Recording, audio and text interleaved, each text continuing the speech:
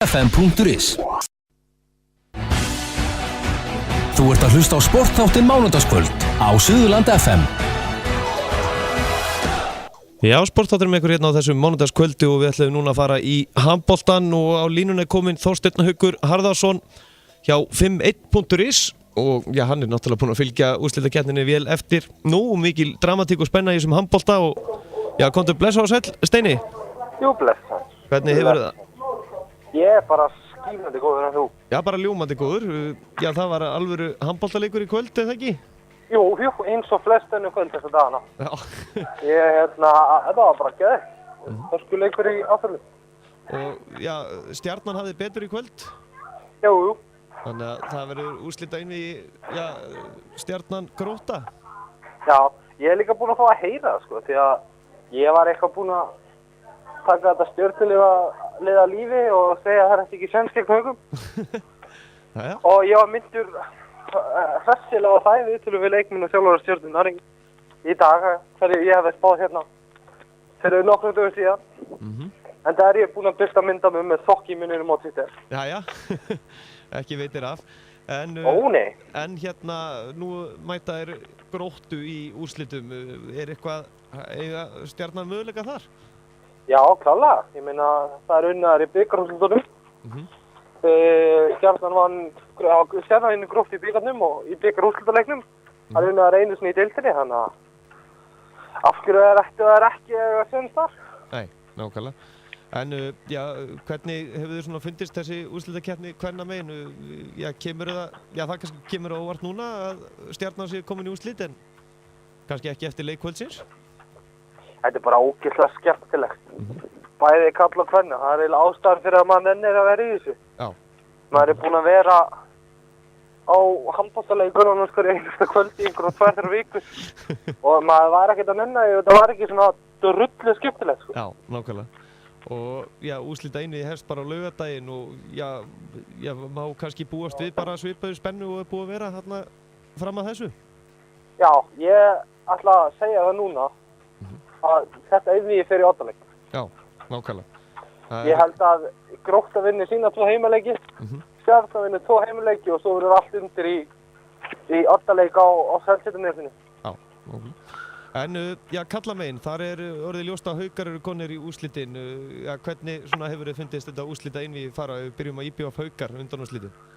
Þetta er náttúrulega bara geggjart, alveg fáránlegt og það er bara synd með hvað það var skemmtilegt einvígi að þetta hafi ekki farið í oddaleik.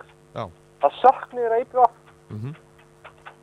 En að samanskapi, þú veist, bara frábært í Haukum. Þeir voru geggjaðir og eitthvað ótrúlega viðandi við það að Hákon Daði, þú veist, hann skorar 19 mörk í 14 leikjum fyrir IBF fyrir áramót og séðan með 41 mörk í 4 leikjum gegn IBF í 100%. Já, það er ansi vel séð fyrir mann sem vill sanna sig á móti gamla liðinu. Já, og líka bara viðandi, hann skoraði seinasta marki í leiknum. Manni fannst það einhvern veginn bara svona, mér fannst það bara fallegt. Já, nákvæmlega. En ég held að, sko, þetta var eins og einvegum Íslandsmeistaratitilinn, þetta var geðveikt. Já, nákvæmlega. En hinum meginn þar er Afturelding Valur, það er ekki búið að síður í leikir? Jú, undanfari, ég meina, fyrstu 2 leikirnir voru mjög skemmtilegir. En seinustu 2 leikir að samanskapi hundleiðilegir. Það er ekkert gaman að mæta á leiki úrslitakeppni og sjá eitthvað lið vinna annað lið með einhverjum 12 mörkum. Já, nákvæmlega. Mér finnst það bara hundleiðilegt. Og þú veist, þau eru oddaleik á morgun og ég ætla bara rétt að vona að mér er eiginlega slett saman hver vinnur og ég ætla bara rétt að vona að við fáum hörkuleik. Hvort sem það verður Afturelding eða Valur sem fer í úrslitin gegn Haukum, eru Haukar, já svona, talnir vera sterkari, svona, hvað segja spekingarnir með það? Já, sko, þú veist, að mínu mati, mín persónulega skoðun, er svo að í leiknum á morgun séu Valur og Afturelding að fara að keppa annarsæti. Já. Það, þú veist, mér finnst það einhvern veginn bara, þetta Haukalega er svo mikið vel, það tapar ekki 2 leikjum í röð. Þú veist, þeir þurfa Haukar tap ekki 2 leikjum í röð. Þannig að, þú veist, ég einhvern veginn bara, ég sé ekkert lið vinna Hauka. Og ég held það bara á morgunin kepptum silfurverðlaunin. nákvæmlega. En já, það líka mikið að vera í umspilinu. Þar komið í oddaleik, Selfoss Fjölnir. Það margir búin að tala það að þetta, já, menn finnst alltaf eins og þau séu að horfa á sama leikin alltaf. Já, þetta fáránlegt sko. Þetta ekkit, þetta umspilsdæmi í fyrstdeildinni. Já. Þetta ekkit síður skemmtinn heldur en úrslitakeppnin í Ólís. Búin að fá frábæra leiki. Ég nú að vísu bara búin að fara á 1 leik í þessu. Það var rugl-stemming. Svo maður náttúrulega búin að horfa á leikina. Já. Þetta var rugl. Og ég var að ræða við hérna dómarana, Arnar og Svavar hérna rétt á. Já. Við vorum að ræða þetta inni og við vorum að ræða það. Það ekki umsett verkefni að ætla að dæma hann að leika á miðvikudaginn. Nei.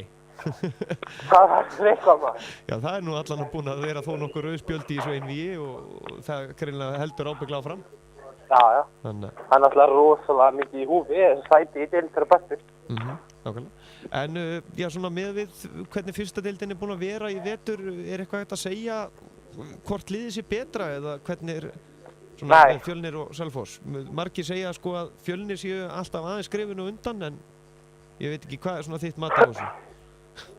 Þeir eru alltaf ekki skrefinu undan núna, það nokkuð ljóst. Ég veit ekki, ég einhvern veginn held að ég hallast á Selfossi. Nú örugglega Nefinn stuðningsmannasveit Fjölnis eftir að vera ósammála mér en ég veit ekki, ég bara einhverja tilfinningu fyrir Selfoss í þessu yfir og ég held að þeir klára þetta á morgun. Nákvæmlega. Nei, á miðvikudaginn. Já, þetta miðvikudaginn, þetta svo fljótt að líða maður. En já, hvenær fórstu síðast bara heimtíð þín, já, svona í kvöldmatt? Þetta ekki búið að vera núna bara síðustu 3 vikurnar handboltaleikir eftir handboltaleiki? Jú, þetta svona, mér líður svolítið eins og sjóara, sko. Já.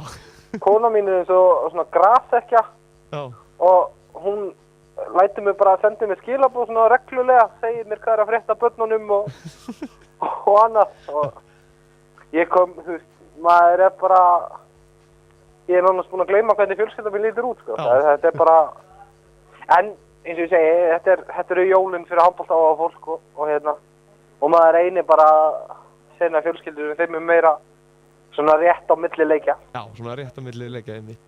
En það þú sjálfur, þú hlýtur það ekki að eitthvað uppáhaldslið í handboltanum eða það ekkert lið? Ég náttúrulega F-fangur og þeir eru náttúrulega bara ákveða fyrir að snemma í sumarfrí. Já. Og Þú hefur væntanlega verið ósáttur með það?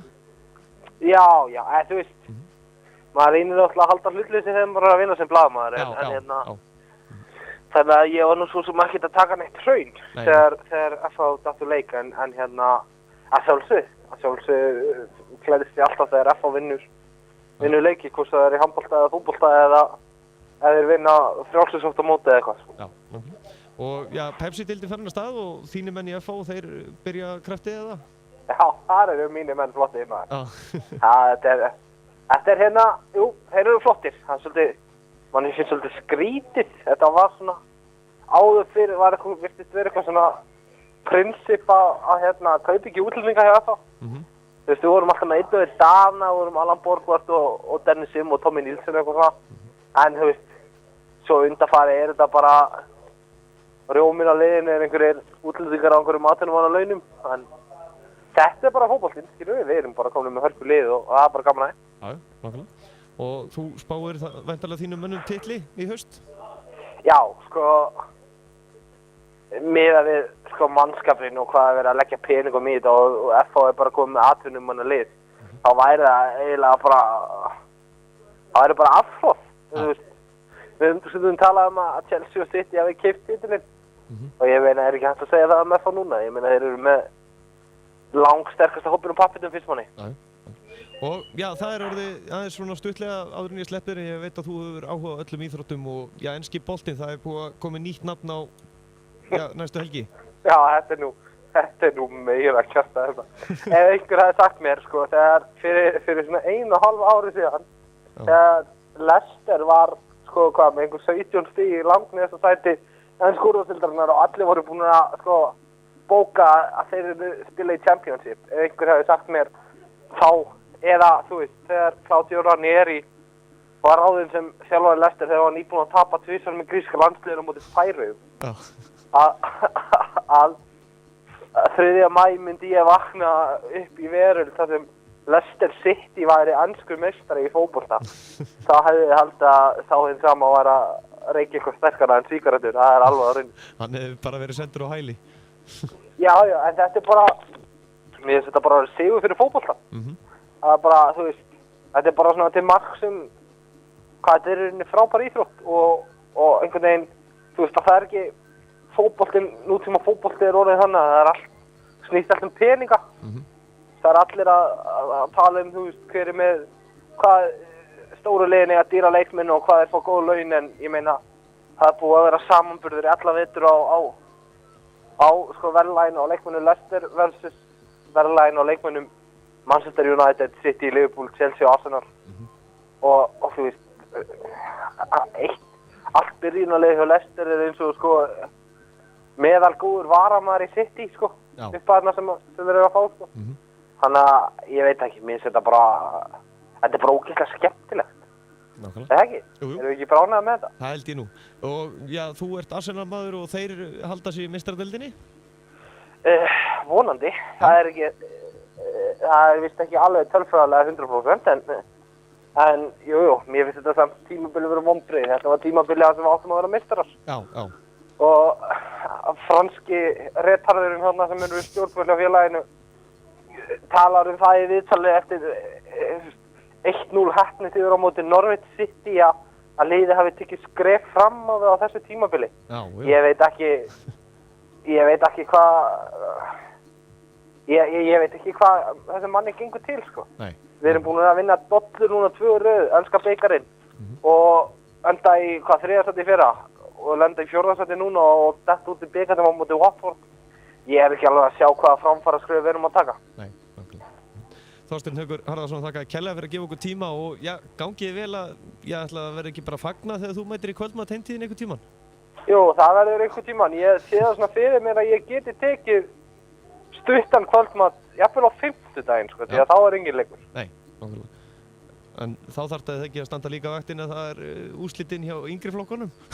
Jú, það er rétt hjá. Hvernig er föstudagur? Já, föstudagurinn, þá gætir þú kannski sloppið. Já, sko, því að þá er náttúrulega yngri flokkunni búnir og Selfoss er komið í úrslitöldina og ekkert að gera á föstudaginn. Já. Og ef Lútur Gesson eigandi 5-1 sendur mig ekki í eitthvað furðulegt verkefni, þá kannski næja að taka eins og eina góða pítsu með frúnni. Nákvæmlega. Þorsteinn Haukur, þakka kærlega fyrir að gefa okkur tíma og gangi ykkur sem allra best. Takk fyrir þessu fyrir minn. Bye. Já, þetta var meira til inn á 51.is. Þeir fylgja öllum leikjum eftir alveg sama hvað deild það heitir og að gera kíkja þar inn á 51.is. Næstu leikir í handboltanum, það er náttúrulega bara annað kvöld, 8 leikur í Valsvöllinni klukkan 7:30 í Hólisdeild karla, Valur Afturhalding.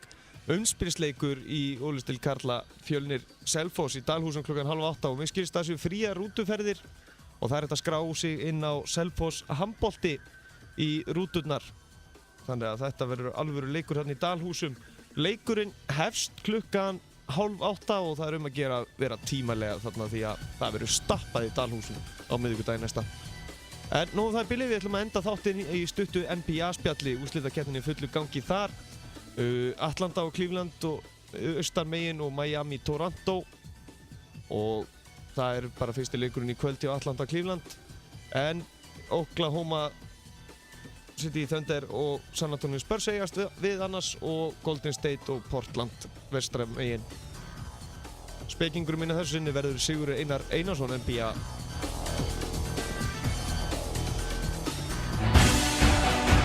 Þú ert að hlusta á sportþáttinn Mánudagskvöld á Suðurland FM. 20 ára